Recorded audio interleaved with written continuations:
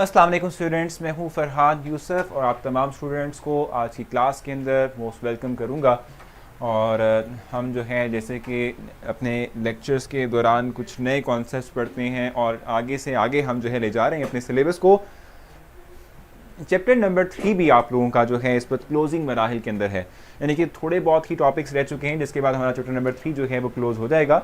और chapter number 3 के हवाले से जो है हम अपनी फाइनल जो है देखेंगे कि हमारे पास जो है क्या उसके बाद रह चुका है। ठीक है, देखो, मैंने लास्ट टाइम आप लोगों को समहाउ एटॉमिक साइज़ और उसके बाद मैंने आप लोगों को शील्डिंग इफेक्ट समझाया था। ये तमाम चीज़ें, इवन के हम एटॉमिक साइज़ की बात करते हैं तो एटॉमिक साइज़ के ऊपर शील्डिंग इफेक्ट डिपेंड करता है।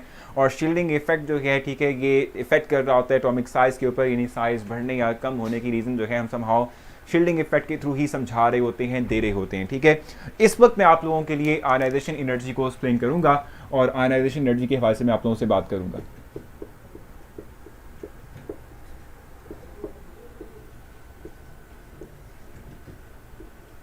आयनाइजेशन एनर्जी की जहाँ तक बात है, इसका मतलब क्या होता है, ज़रा फर्स्ट हम इसको डिफ़ाइन करेंगे।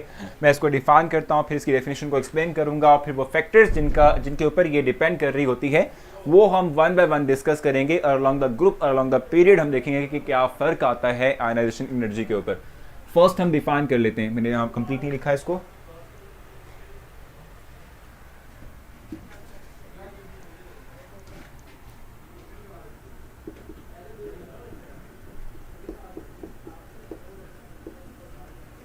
आयनाइजेशन एनर्जी की हम बात कर रहे हैं, फर्स्ट डिफाइन कर लेते हैं, फिर इसकी डेफिनेशन को एक्सप्लेन करेंगे। The amount of energy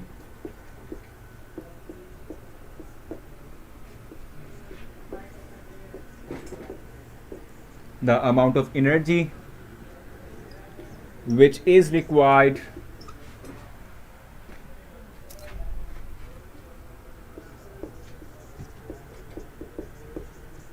to remove an electron from the outermost shell of the gaseous atom.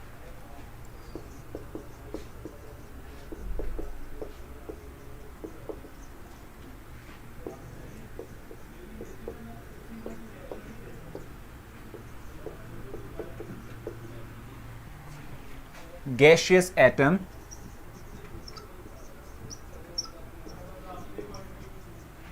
is called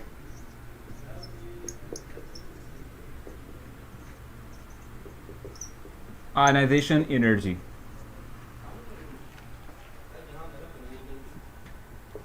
इसको हम आयनाइजेशन एनर्जी कहते हैं। यानी फॉर एग्जांपल, ये मेरे पास एक एटम है जिसका ये सेंट्रल पार्ट न्यूक्लियस है, इसके इर्द गिर्द ये ऑर्बिटल्स हैं या शेल्स हैं।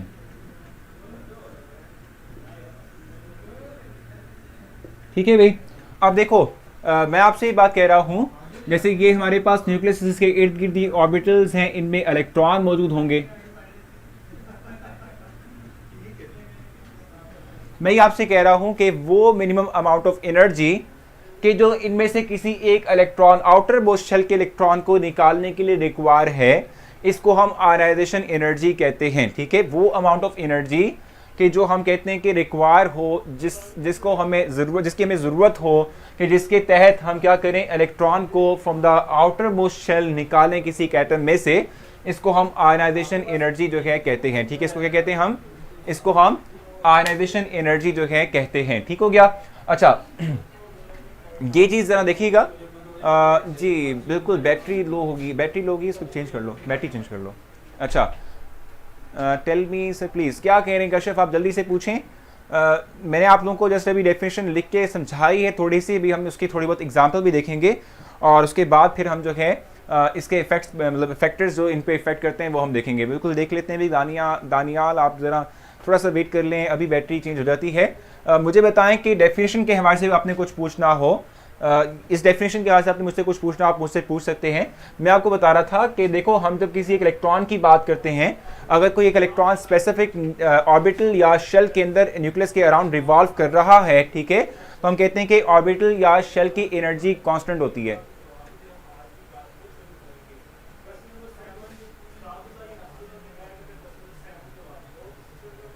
चलें, ठीक है, सो मैं आपसे कह रहा था कि हम ये बात जानते हैं कि एक एटम के अंदर न्यूक्लियस के अराउंड जो ऑर्बिटल्स या शेल्स हैं, यहाँ पर इलेक्ट्रॉन रिवॉल्व करते हैं, इलेक्ट्रॉन घूमते हैं, ठीक है, इलेक्ट्रॉन सर्कुलेट करते हैं अराउंड द न्यूक्लियस, ठीक है। और हर एक शेल या ऑर्बिटल की एनर्जी जो होती है वो फिक्स होती है, ठीक है। एनर्जी क्या होती है? वो फिक्स होती है, ठीक है। फिक्स एनर्जी की हम बात करते हैं कि ऑर्बिटल्स होते हैं। इट मींस के किसी एक ऑर्बिटल में जो इलेक्ट्रॉन मौजूद होगा, वो ऑर्बिटल में मौजूद इलेक्ट्रॉन उस ऑर्बिटल के इक्विवेलेंट एनर्जी कैरी कर रहा होगा, ठीक हो गया। तो हम ये बात कहते हैं कि हमें कम से कम एनर्जी इतनी ज़रूर सप्लाई करना पड़ती है कि ताकि ये इलेक्ट्रॉन जो है इसकी एनर्जी इस ऑर्बिटल की एनर्जी से बढ़ जाए, तभी ये इलेक्ट्रॉन इस ऑर्बिटल को छोड़ के हम कहते हैं इलेक्ट्रॉन जो है एटम से दूर चला जाएगा, यानी इलेक्ट्रॉन एटम से निकल जाएगा, ठीक है। इसे हम आयनाइजेशन एनर्जी कहते हैं। हम कहते हैं कि ये वो अमाउंट ऑफ एनर्जी है कि जो रिक्वायर होती है इलेक्ट्रॉन को निकालने के लिए और किसी एक एटम को आयनाइज करने के लिए, ठीक है। इसको हम आयनाइजेशन एनर्जी कहते हैं। जी, क्वेश्चन है यहाँ तक आप लोगों का?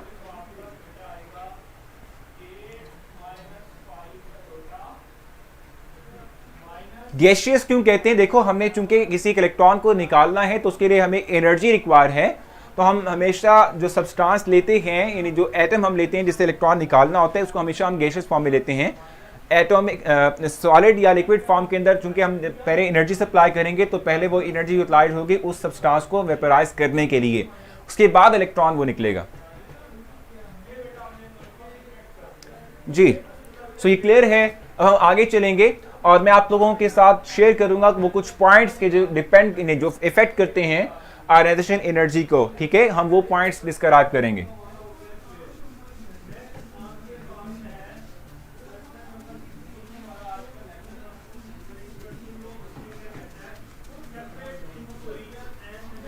देखो, मैं आप लोगों से ये बात कह रहा था आयनाइजेशन एनर्जी की, हम इस वक्त बात कर रहे थे।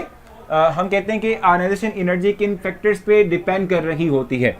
फर्स्ट हम कहते हैं एटॉमिक साइज पे।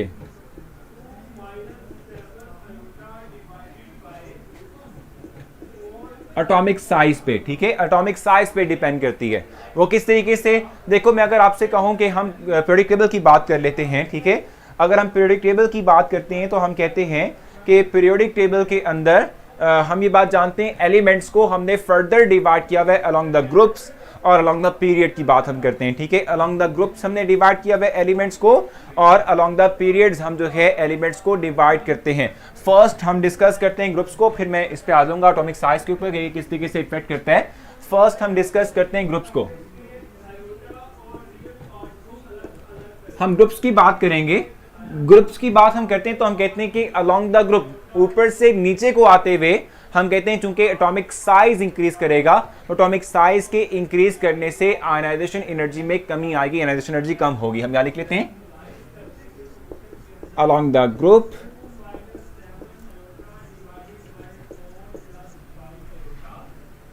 when we go from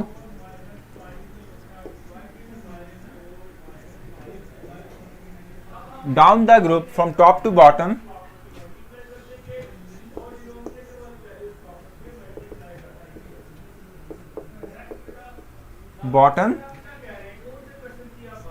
the ionization energy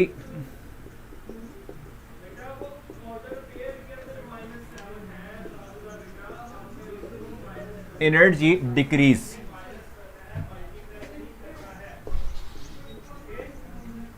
ionization energy क्या करती है? डिक्रीज करती है डाउन द ग्रुप, ठीक है। डाउन द ग्रुप क्या करती है? डिक्रीज करती है।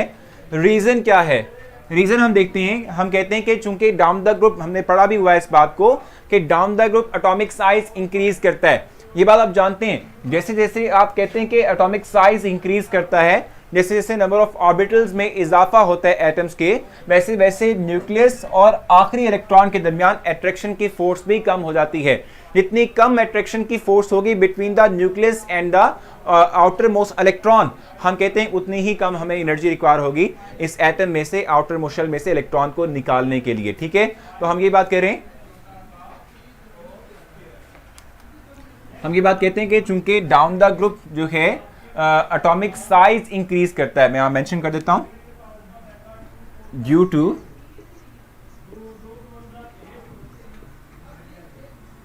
Increase in atomic size. ठीक है, यानी एटॉमिक साइज के बढ़ने से, ठीक है, और हम कहते हैं कि एटॉमिक साइज जो है ठीक है उसके ज़्यादा होने से क्या होता है, न्यूक्लियस और आखिरी इलेक्ट्रॉन जो है इसके दरमियान डिस्टेंस बढ़ेगा। जब इलेक्ट्रॉन और न्यूक्लियस के दरमियान डिस्टेंस में इजाफा होगा तो हम कहते हैं कि अट्रैक्शन की जो फोर्स है न्यूक्लियस की आखिरी इलेक्ट्रॉन पर वो कम होगी, और जब अट्रैक्शन की फोर्स कम होगी तो हमें कम एनर्जी रिक्वायर होगी कि हम उसमें से इलेक्ट्रॉन को निकाल सकें। ठीक है, क्वेश्चन पूछें जल्दी से यहाँ तक, अगर कुछ पूछना आप मुझसे पूछेंगे, ये तो हम आगे चलेंगे और हम अलोंग द पीरियड की बात करेंगे कि क्या होता है।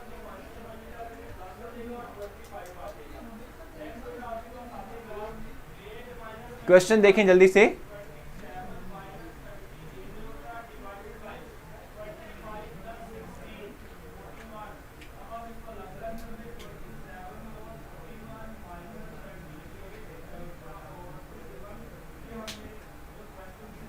क्वेश्चन आप लोग पूछेंगे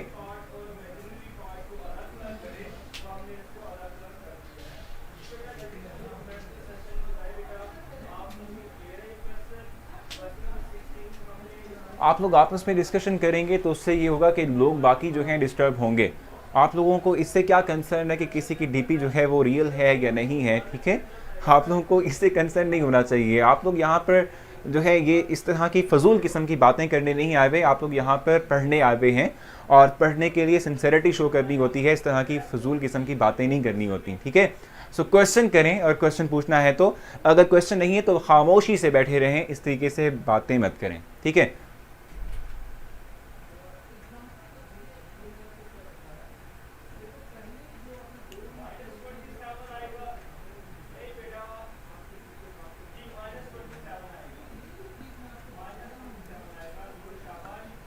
जी। सो रिपीट करने का कहा जा रहा है तो रिपीट कर लेते हैं, लेकिन ये है कि आपने आपस में बात नहीं करनी। ठीक है, जो बात करेगा फिर उसको हम ब्लॉक कर देंगे, अल्टीमेट यही है। ठीक है, अगर आप लोगों को क्लास नहीं पढ़नी तो आप लोग जो है लीव कर सकते हैं, लेकिन इस तरीके से दूसरों के लिए डिस्टर्बेंस जरूर मत क्रिएट मत करें। ठीक है, अच्छा, मैं आपसे कह रहा था आयनाइजेशन एनर्जी। आयनाइजेशन एनर्जी का मतलब क्या होता है, the minimum amount of energy which is required to remove an electron from the outermost shell of the gaseous atom, इसको हम आयनाइजेशन एनर्जी कहते हैं।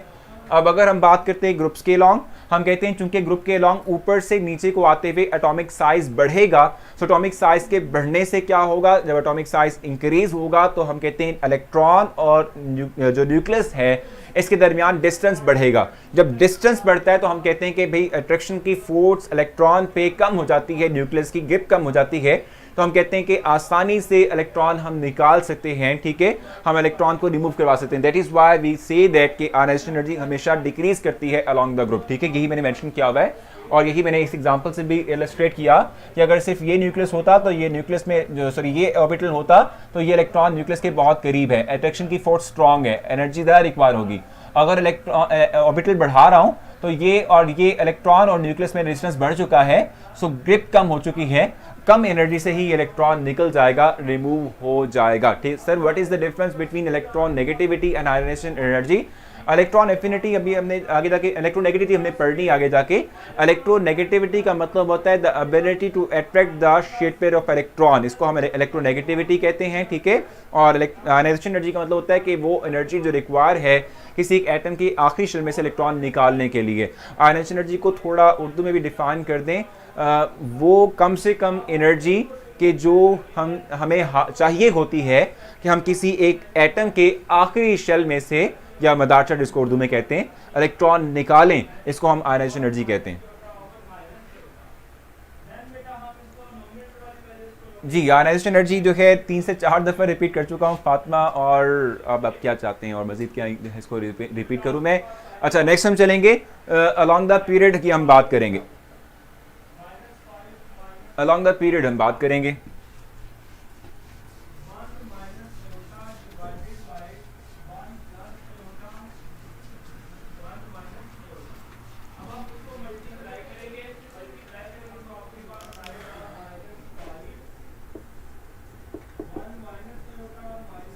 देखो, अगर हम बात करते हैं अलोंग द पीरियड, तो मैंने कल भी आप लोगों से ये बात कही थी कि जब भी आप अलोंग द पीरियड की बात करते हैं फ्रॉम लेफ्ट टू राइट जाते हुए, तो एटॉमिक साइज कम होता है। ठीक है, हम कहते हैं कि जब भी हम अलॉन्ग द पीरियड की बात करते हैं तो एटॉमिक साइज क्या करता है, डिक्रीज करता है।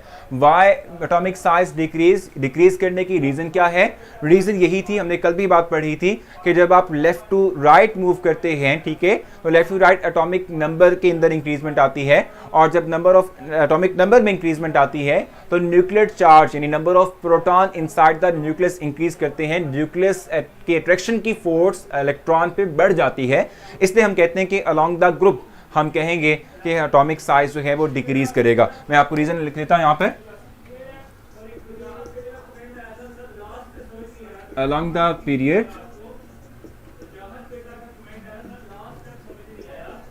Atomic size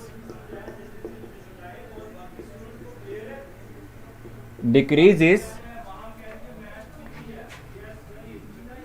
not decrease, increases.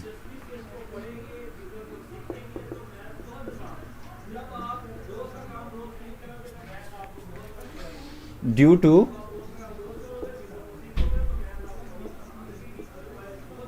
decrease in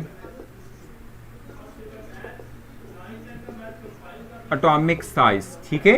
हम कहते हैं कि जी along the पीरियड की हम बात करेंगे तो चूंकि एटॉमिक नंबर बढ़ता है, जब एटॉमिक नंबर बढ़ेगा तो इट मींस प्रोटॉन जो कि इस न्यूक्लियस का हिस्सा हैं वो बढ़ेंगे, और जब प्रोटॉन बढ़ेंगे यानी कि positive charge inside the nucleus बढ़ेगा तो ये इलेक्ट्रॉन को और स्ट्रांगली अट्रैक्ट करेगा। जब स्ट्रांगली अट्रैक्ट करेगा तो मुश्किल हो जाएगा इलेक्ट्रॉन को रिमूव करवाना, इसलिए हम कहते हैं कि आयनाइजेशन एनर्जी जो है वो क्या हो जाती है, इंक्रीज करती है अलॉन्ग द पीरियड, ठीक है। क्वेश्चन पूछेंगे यहाँ तक, अगर कुछ पूछना हो तो, नहीं तो हम आगे चलेंगे और मैं आप लोगों को फर्दर फिर टेबल जो ये मेंशन किए हुए हैं बुक में उस हवाले से ब्रीफ करूंगा। क्वेश्चन पूछें जल्दी से।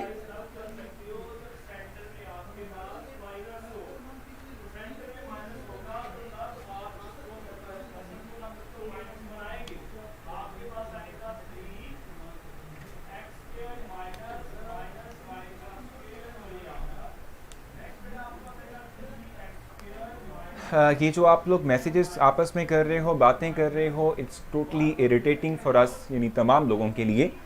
और फिर ये होगा कि मैं फिर खुद जो है आप लोगों को ब्लॉक करना शुरू कर दूंगा।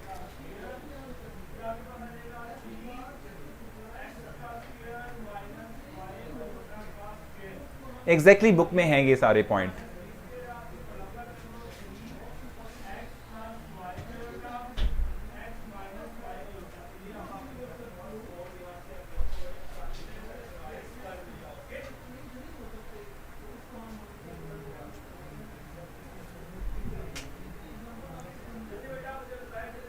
ठीक है जनाब, फिर से एक्सप्लेन कर लेते हैं।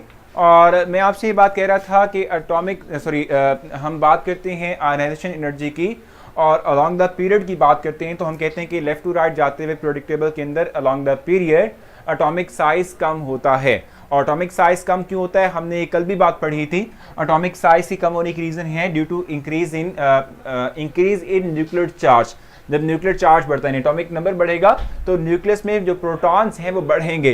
जब प्रोटॉन बढ़ेंगे तो पॉजिटिव चार्ज इंटेंस होगा इनसाइड द न्यूक्लियस, और ये पॉजिटिव चार्ज फिर इलेक्ट्रॉन्स को और ज़्यादा स्ट्रांगली तौर पे अट्रैक्ट करेगा। जब ये स्ट्रांगली अट्रैक्ट करेगा तो हम कहते हैं एटॉमिक साइज छोटा होगा, और हम सेकेंडली कहते हैं कि हमारे पास क्या होगा, greater amount of energy require होगी इसके इस तरह के एटम्स में से इलेक्ट्रॉन को निकालने के लिए। ठीक हो गया। अब यहाँ पर सेकेंड पीरियड एलिमेंट्स जो हैं इनकी उसने टेबल के अंदर वैल्यूज़ प्रोवाइड की हुई हैं। अगर आप उन वैल्यूज़ को ज़रा देख लें तो लिथियम है, बेरिलियम है, बोरॉन है, कार्बन है, नाइट्रोजन है, ऑक्सीजन है, ठीक है, और नियॉन है। ठीक है, अगर आप इस पर ज़रा फोकस करें तो आप यहाँ देख रहे हैं कि कंजेक्टिवली तौर पे एटॉमिक साइज के छोटे होने से, क्योंकि लिथियम जो है वो लार्जर है as compare to beryllium, beryllium का साइज़ बड़ा होगा एज़ कम्पेयर टू बोरॉन, और इस तरीके से आहिस्ता आहिस्ता ये साइज़ छोटा होता जाएगा। ठीक है, तो हम कहते हैं कि जैसे जैसे एटॉमिक साइज़ छोटा हो रहा है वैसे वैसे हम देख रहे हैं कि लिथियम का जो है, जो लिथियम की आयनाइजेशन एनर्जी है वो 520 है, बेरिलियम की आयनाइजेशन एनर्जी जो है वो 899 है, बोरॉन की आयनाइजेशन एनर्जी 801 आ जाती है। ठीक है, इस तरीके से से आहिस्ता आहिस्ता ये इंक्रीज कर रही है और आप देख रहे हैं कि नियॉन जो कि आखिरी शेल है, यानी आखिरी समझ ले कि इस पीरियड का एलिमेंट है, इसकी आयनाइजेशन एनर्जी 2081 है। ठीक है, तो जैसे जैसे आप एटॉमिक साइज छोटा करते हो वैसे वैसे न्यूक्लियस की ग्रिप जो है इलेक्ट्रॉन पे बढ़ेगी, और जैसे जैसे इलेक्ट्रॉन पे न्यूक्लियस की ग्रिप बढ़ेगी वैसे वैसे हमें डिफिकल्ट होगा कि हम इलेक्ट्रॉन को निकाल सके। नीचे भी एक टेबल मौजूद है, अगर आप उस टेबल पर जरा गौर कर लें तो उसमें लिथियम है, सोडियम है, पोटाशियम है, रेडियम है, जैसे अलॉन्ग द ग्रुप आप आते हैं एटॉमिक साइज बढ़ता है। एटॉमिक साइज के बढ़ने से क्या हो रहा है कि न्यूक्लियस और इलेक्ट्रॉन में अट्रैक्शन की फोर्स कम हो रही है, इसलिए हम कहते हैं कि हमारे पास जो है क्या होगा 520 है, फिर इसके बाद नीचे आ रहा है तो 496 है, फिर 419, फिर 403 है और लास्ट में 377 आ जाता है। ठीक है, सो एटॉमिक साइज बढ़ने से हमारे पास जो आयनाइजेशन एनर्जी है उसमें कमी आती है। क्वेश्चन पूछें यहां तक।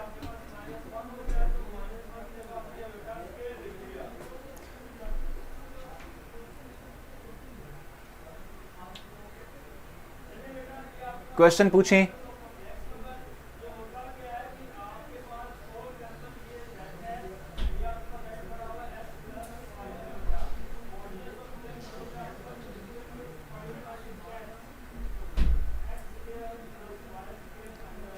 क्वेश्चन पूछेंगे आप लोग, अगर कुछ पूछना हो तो, नहीं तो जो है आप लोग क्लियर मेंशन करेंगे ताकि हम आगे मूव कर सकें। एग्जैक्टली रिक्वायर्ड होती है आयनाइजेशन एनर्जी, बल्कि उनकी सबसे ज़्यादा रिक्वायर होती है। गानिया कोई बात पूछने वाली हो तो रिप्लाई भी किया जाए, अगर आपने सिर्फ गप्पे मारनी है तो फिर क्या रह जाएगा रिप्लाई करने के लिए। सर क्या बिल्कुल एग्जैक्टली नोबल गैसेस के लिए रिक्वायर होती है एनर्जी? सर इनकी आयनाइजेशन एनर्जी याद करनी है? नहीं ज़ैनब, याद करने की कतई ज़रूरत नहीं है आपको।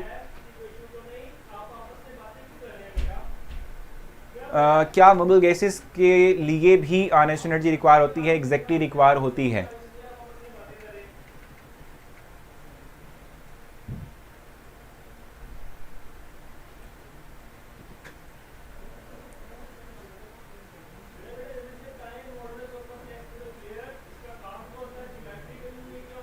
एग्जैक्टली अफरा, हम यही सोच रहे हैं आप लोगों के लिए।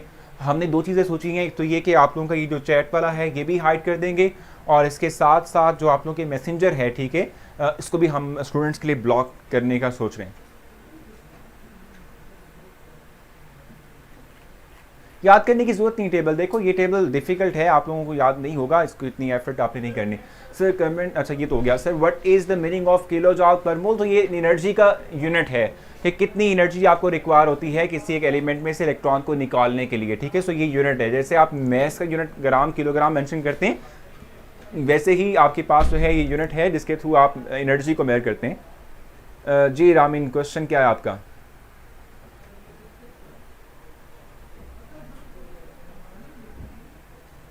किलो जॉल पर मोल ये यूनिट है, किलो जॉल पर मोल एनर्जी का यूनिट है, यानी कि हम कहते हैं कि अगर हमारे पास 1 मोल ऑफ सब्सटेंस हो तो कितनी एनर्जी किलो जॉल में रिक्वायर होगी, इसे हम किलो जॉल पर मोल कहते हैं। क्वेश्चन अगर आपका है तो आप क्वेश्चन करेंगे, क्लियर है? ठीक है, सो हम नेक्स्ट मूव करेंगे। नेक्स्ट हम इलेक्ट्रॉन एफिनिटी की बात करेंगे, और इलेक्ट्रॉन एफिनिटी के हवाले से मैं आप लोगों को डिस्क्राइब करूंगा।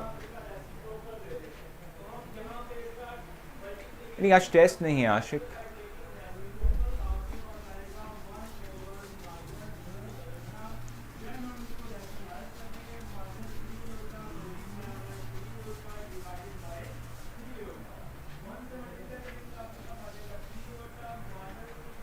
फेडरल बोर्ड कहाँ से मिलेगा? तो फेडरल बोर्ड की बुक जो है वो ऑलमोस्ट सिमिलर है, ये जो आप लोग टेक्स्ट बुक देखते हैं पंजाब बोर्ड की, ऑलमोस्ट जो है कंटेंट सेम है, सो आप लोगों को ज़रूरत नहीं है उसमें ना। दोस्त मैं कोई क्वेश्चन क्या था?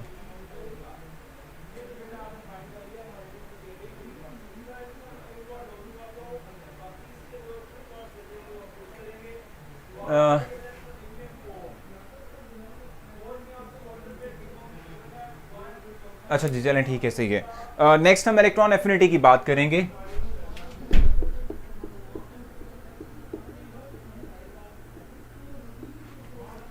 इलेक्ट्रॉन एफिनिटी की बात करेंगे हम। इलेक्ट्रॉन एफिनिटी होता क्या है?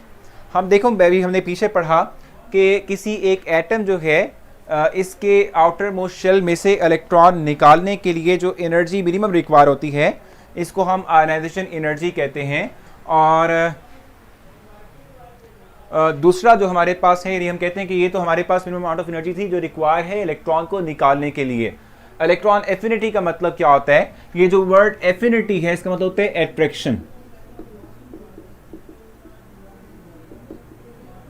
ठीक है, ये अट्रैक्शन है या एफिलिएशन इसको हम कह रहे होते हैं।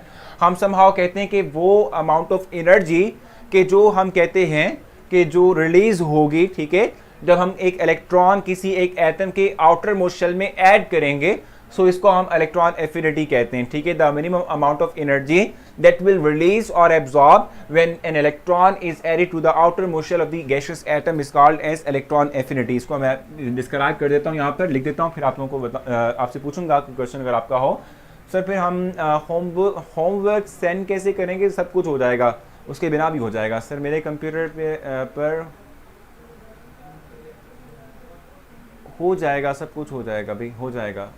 ठीक है, इलेक्ट्रॉन एफिनिटी की हम बात कर रहे हैं। सो मैं आपसे कह रहा था कि the minimum amount of energy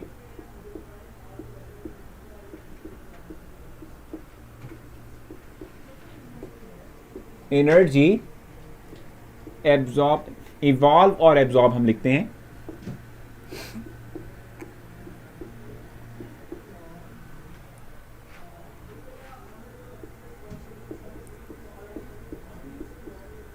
evolve or absorb when an electron is added to the outermost shell of the gaseous atom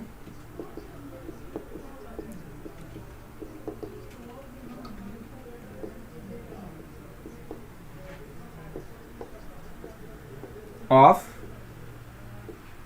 gaseous atom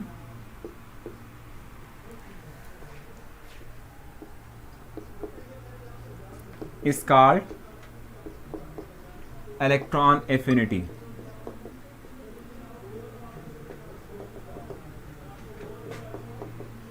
ये इलेक्ट्रॉन एफिनिटी कहलाता है, यानी कि वो अमाउंट ऑफ एनर्जी के जो या तो रिलीज होगी या वो एब्जॉर्ब होगी, इसे हम इलेक्ट्रॉन एफिनिटी कहते हैं। आपने मेरे क्वेश्चन का आंसर नहीं दिया, शरीफ क्वेश्चन पूछे हैं, इस वक्त मैं आपके क्वेश्चन का आंसर आपको दे दूंगा, जल्दी से बताएं।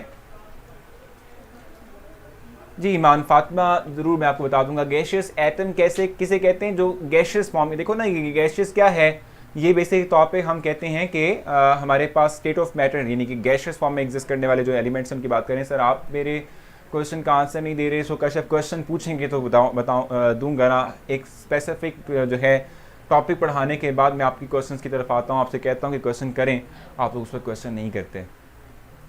What is the difference between third and fourth ionization energy of any group of three element? देखो बताओ, क्या कहते हैं हसनैन, अगर आप एक इलेक्ट्रॉन निकालने के लिए जो एनर्जी सप्लाई करते हो वो फर्स्ट आयनाइजेशन एनर्जी होती है। एक इलेक्ट्रॉन निकल गया, उसके बाद उसी में से अगर आप एक और इलेक्ट्रॉन निकालते हो तो वो सेकंड आयनाइजेशन एनर्जी होती है। दो इलेक्ट्रॉन निकल गए, पॉजिटिव चार्ज 2 आ गया, अब अगर आप इसी में से एक इलेक्ट्रॉन और निकालेंगे तो ये थर्ड आयनाइजेशन एनर्जी कहलाएगी। ये मैंने बता दिया है ज़ैनब, किलोजॉल पर मोल यूनिट है एनर्जी का। एडवांटेजेस नहीं यहाँ मेंशन किए हुए, आपकी बुक का हिस्सा नहीं है। स्लो स्पीड, भाई इतनी स्लो स्पीड से तो हम चल रहे हैं, और कितनी स्पीड से स्लो चलना है? जी क्वेश्चन है, जल्दी से बताएं।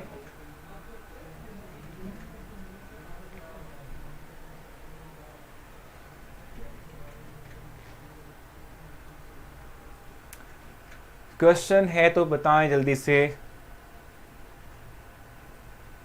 किसके केमिस्ट्री के नंबर का क्या पूछ रही हैं आप? उर्दू में इसको ट्रांसलेट कर दें तो मैं आपसे कहूँगा कि वो एनर्जी के जो या तो हम किसी एक एटम को देते हैं या एटम से निकलती है, जब हम एक इलेक्ट्रॉन डालते हैं किसी एक एटम के आखिरी शेल के अंदर, इसे हम इलेक्ट्रॉन एफिनिटी कहते हैं।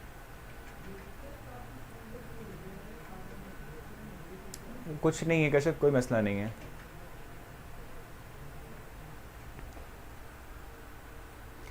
सामा, कौन सी केमिस्ट्री की पिक आपको चाहिए है ताकि हम भी बता सकें कि कौन सी केमिस्ट्री की पिक आप मांग रही हैं? सामा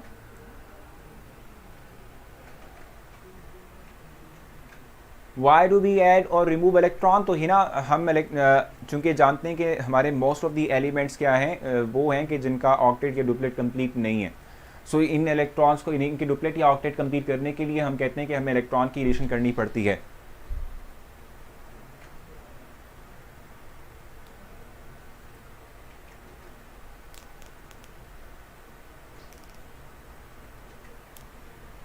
जी क्वेश्चन है व्हाट इज एनाइन, तो नेगेटिव चार्ज, जब इलेक्ट्रॉन आप डालते हैं तो उस पर नेगेटिव चार्ज आता है। सो एटम पे जो नेगेटिव चार्ज होगा इसको हम कहते हैं कि हमारे पास ये एनाइन है। एवॉल्व का मतलब होता है निकलना।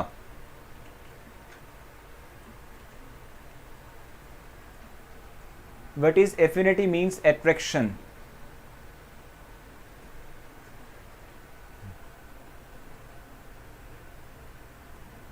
कोई भी क्वेश्चन से बात ये जब जो टॉपिक पढ़ रहे हैं उससे रिलेटेड होना।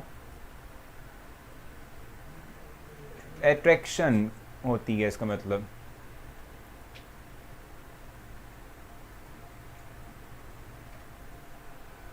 जी एफिनिटी मींस अट्रैक्शन होती है भाई, attraction.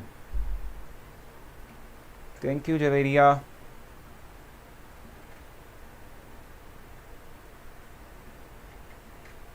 Electron ionization energy, electron ionization energy means electron निकालना, और हाँ बिल्कुल सही कह रही हैं। Thank you Kashyap. ठीक है जनाब, तो इंशाल्लाह आपसे जो है कल मुलाकात होगी। अपना आपने बहुत सारा ख्याल रखना है, हार्ड वर्क करते रहें, इस तरीके से ही मेहनत करते रहें, मेहनत से ही सब कुछ हासिल है। और कल मिलते हैं इंशाल्लाह। अपना ख्याल रखें। नेक्स्ट लेक्चर में कुछ नई बातें करेंगे, कुछ नए टॉपिक्स को डिस्क्राइब करेंगे। अल्लाह हाफिज़।